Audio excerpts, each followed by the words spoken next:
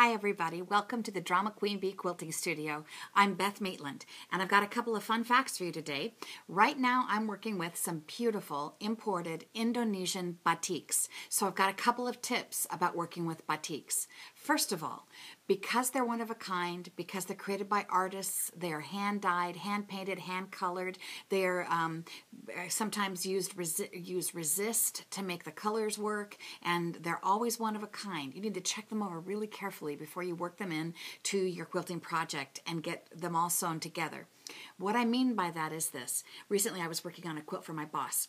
And as I was actually in the quilting phase, it was already, the quilt top was finished, it was layered, and I was on the quilter sewing things together, I found a little hole. Now, I was able to mend it, but if it had been just slightly different, I wouldn't have been able to make that repair. And the quilt was already, in its final stages. So check over really carefully before you work one-of-a-kind fabrics into your projects. They sometimes have little flaws, sometimes a little hole in the fabric, sometimes a little a bump or imperfection in the weave, so check them over pretty carefully. Tip number 2, they're a little bit stretchy. They're sometimes a little bit thinner cotton than you're used to working with if you use high-quality quilt fabrics. So they're a little thinner, consequently a little stretchier.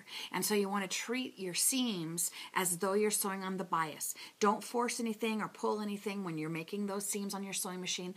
Just gently feed it through, let the feed dogs do their work, and don't pull, because what you'll end up with is a seam with sort of a wavy lettuce edge in your finished project, and you don't want to be tearing all of that apart and reworking it. It also weakens the fabric, especially this very thin, very beautiful, very one-of-a-kind batik. But don't hesitate to try them. I'm not kidding. They're the most beautiful fabrics ever. They're always one of a kind. They're always special. So jump right in. Thank you for joining me today for our little batik tips. It's me, Beth Maitland, the Drama Queen Bee.